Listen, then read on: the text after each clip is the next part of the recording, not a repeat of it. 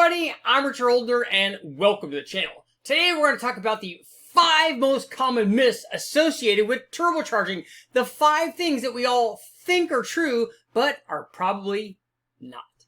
Number 1 on our list of turbo myths is that 2 small turbos are going to be much more responsive than 1 big turbo, and this is both true and not true, but actually it's more determined by the actual size of the turbos that you're testing, and I'll tell you why. If we got 1 big turbo, all of the exhaust energy is going to that 1 big turbo. If we have 2 smaller turbos, only half of the exhaust energy is going to each one of those. So if we do our math, half and half and full, they should be the same, right? That's assuming that we choose the same size turbos to do the same kind of work. And that's what it all comes down to. When you're talking about singles versus twins, you need to choose your turbo to do what you're trying to do. I'll give you an example. If we're trying to make 1,000 horsepower and we choose a single turbo that's capable of making 1,000 horsepower, or we choose twin turbos, each that's capable of making 500 horsepower. So we combine them together. We make 1,000 horsepower. We have half of the exhaust energy going to each of our 500 horsepower turbos, or all of the exhaust energy going to our 1,000 horsepower turbo.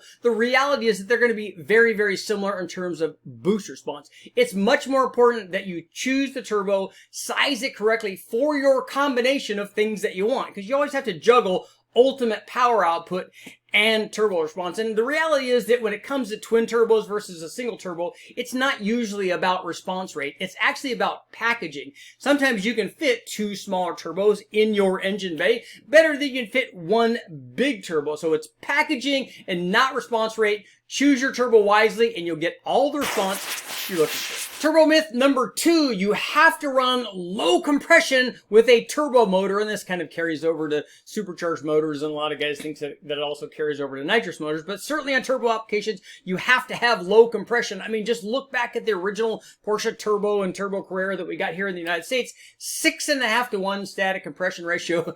In its defense, that was a long time ago. We've learned a great deal since then. That car also was air-cooled with no intercooler. Guys, Porsche knew that guys in Germany might be running this thing for extended periods of time on the Autobahn. And again, it was air-cooled with no intercooler, so they wanted to make sure that everything was very safe, and having low compression was a good way to hedge their bet. A lot of factory cars, the GLHS Omni Turbo that I'm working on, also low compression, but again, hedging their bets to give you a broader tuning window. You have much more forgiveness with the lower static compression. But does that mean that we cannot run higher compression?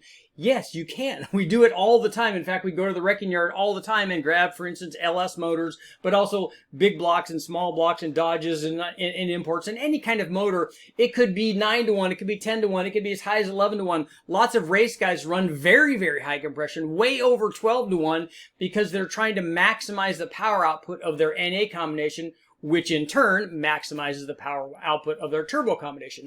But here's the thing. If you are going to go up in compression, a couple of things happen. One is that you're going to dramatically improve, or maybe not dramatically, you are going to improve the response rate of the turbo, because higher static compression is going to improve low speed power. In fact, if you raise the compression, you're going to improve the power output of your motor everywhere. So instead of an 8 to 1, if you have a 9 to 1 or a 10 to 1 motor, it's basically going to make more power everywhere, but it is going to make more low speed power, which in turn is going to help response rate of the turbo. More power output down low equals better boost response. So if you add compression, you're going to improve the response rate of the turbo. Obviously, that's a good thing. But here's the potential downside. When you go up in static compression and you're running boost, it narrows your tuning window. Now the tune has to be really spot on. You can no longer miss by a degree or 2 or 3 of timing, or if you miss on your air-fill ratio, you're going to get into detonation much earlier on a combination that has boost and higher compression. But that doesn't mean it doesn't work. You just have to be mindful of things like, yes, you need an intercooler. If you have higher compression and you're running boost, an intercooler, always a good idea. In fact, even before the intercooler, you want to make sure that you have a true cold air induction system going into your turbo. Why would you want to feed the turbo with 150 or 200 degree underhood air, which is not uncommon for the underhood air with the hood closed to be that hot? So why would you want to start with really, really hot air? Make sure that you have a good cold air source. Make sure that you have intercooling. Make sure that your tune is right. And also, and this is very important, high compression and boost works best with higher octane fuel, naturally, because it gives you a hedge against detonation. So whether that's race gas or my favorite thing now is E85, because you have the cooling effect of the alcohol that's in there. It also is higher compression than normal pump gas. Trying to run a high compression boosted combination on 87 octane is a recipe for disaster. But if you have something like E85 and even run on 91, lots of guys run these LS motors at 9 or 10 to 1, and you run them with boost even on pump gas. You just have to be spot on the timing. So high compression and boost does work as long as you keep everything right. Myth number 3, I have 3 there, yeah. Myth number 3 on our turbo is that you need a specific camshaft. You know, you need a turbo cam, and I'm here to tell you, and you need to spread the word that every cam is a turbo cam, and here's what I mean by that. Obviously, you can run a turbo on any sort of production motor. So if you take a truck LS motor or any sort of naturally aspirated motor, no matter what it is, a small block Chevy, a big block Chevy, an LS, a Dodge, any sort of import motor that was originally an NA motor, can you put a turbo on that? The answer is yes, you can. And here's the next question, and this will help you kind of get an idea on what's going on with turbo camshafts. So all of these were designed, all the motors that we're talking about were designed as naturally aspirated motors by the OEMs, by the manufacturers. They did not have factory forced induction on them. They were designed as naturally aspirated combinations, and yet every one of them we can install a turbo on and it will work just fine, even though the camshaft is not a turbo cam. Now, fast forward, I want you to go, here's some homework for you, and I want you to let me know in the comments. I want you to go to the manufacturers of camshafts, go to their websites, take a look at all of their cam offerings. Go to Brian Tooley Racing and Texas Speed and the good guys over at Cam Motion, Schneider, Comp, whoever. Go to every cam manufacturer that you want to.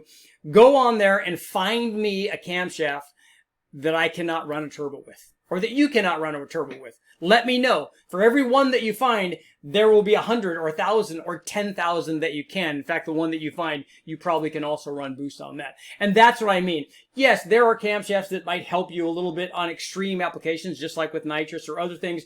On extreme applications, they may help you a little bit. But for 95% of us, that means almost all of us, you can run any sort of camshaft. You can run a stock camshaft with boost. You can run a truck camshaft, an RV camshaft, a nitrous cam, a blower cam, a turbo cam. You can run all of those with boost. So really, when I say every cam is a turbo cam, that's exactly what I mean. You can run boost. If you have an LS6 cam in your LS, you can run that camshaft boost. You have an LS2, an LS7, an LS3, all the LSs, all the LMs, all the LRs, all the LTs, all of those things you can run boost with. So people need to not be focused on, yes, I need to put a turbo cam in my turbo combination. You don't need that. You just need a cam. So start thinking about this in terms of what is the camshaft going to do. So if I have a stock cam and I put a turbo on it and I have 10 pounds of boost, the curves are going to be the same. It's the boosted curve is just going to be more than the NA curve is. And the same thing will happen regardless of what camshaft you put in there. So if you now take your stock camshaft out of your LS and you put a Truck Norris cam in, for instance, like the guy from the guys at Brian Tooley Racing, or any version of that somebody else makes that would be similar, or any camshaft at all. If you put for instance, if you put a camshaft that has 205 degrees of duration of intake duration, or you put one on that has 235 degrees of intake duration, which one of those is a turbo cam? Well, the reality is that both of them are, but they're just going to do things different to the NA curve. The bigger camshaft is going to make much more power out on the top. The smaller cam is going to make a little bit more power down at the bottom, but suffer at the top. That's the curve it's going to produce on the NA combination. And then when you add boost to that, it's just going to be that plus the boost. So decide on what camshaft you want based on what you're trying to do with your combination, and then add boost to that. And guess what? You have a turbo cam. Turbo myth number 4, I need forged internals when I'm running a turbo. The reality is otherwise. Yes, forged internals are stronger than their cast or hyper-eutectic or powder metal counterparts, but do you really need them? There are endless people out there running at the drag strip on junkyard LS and other types of motors, hopefully with ring gap, but they're running all the stock stuff. cast pistons, powder metal rods, cast cranks, the factory block, and they're making over 1,000 horsepower and running lots and lots of passes on them. So the thing is, again, if the tune is spot on, you can get away with a lot of power. I mean, on the Gen 4 6-liter, I made runs at 1,543 horsepower with the stock block, stock crank, stock rods, and stock pistons with ring gap and lots of boost from 2 S475 turbos. So you can make lots and lots of power, and as the guys have shown out at the track, it will even live a long time. It won't live if you detonate it. It will definitely blow up, and the thing that will go, especially in an LS, is usually a rod or a piston, and that's probably true of most of the kinds of wrecking yard things, because that seems to be the weak link. The block seems to be fairly strong. I personally have never broken a crank under power ever in any of my dyno testing. Even cast cranks, they tend to last a really long time. I haven't seen a guy twist one or bend one under power. I have seen them break them, but not under power. That's because they detonated them or lost oil pressure or some other catastrophic failure. So forged internals, while good, and they will help you run lots and lots of power if that's what you're trying to do, and they will last longer in that sort of instance. Again, for the vast majority of us, you can run boost on stock bottom end with cast and hyper-eutectic and otherwise powder metal rodded short blocks. Turbo myth number 5 is the dreaded turbo lag. Now you're thinking, Richard, turbo lag is actually a real thing. It's the time between when you step on the gas and you actually start seeing boost. But hear me out. I think turbo lag is a myth because it's something perpetuated by the guys that are all motor guys saying, oh yeah, I hate turbos because you got to wait for them to come on. Here's the way that I want you to see it. Here's the way that I see it. Here's the way that I see a turbo combination. Guys that have all motor, naturally aspirated motors, that's fantastic. I've driven lots of them. I like them. But what happens with an all motor combination? When does it come on boost? Never. So if you're talking about turbo lag, the all motor combination has 100% turbo lag. The turbo motor, by comparison, yes, it may take some time for you to step on the gas and for the turbo to come on.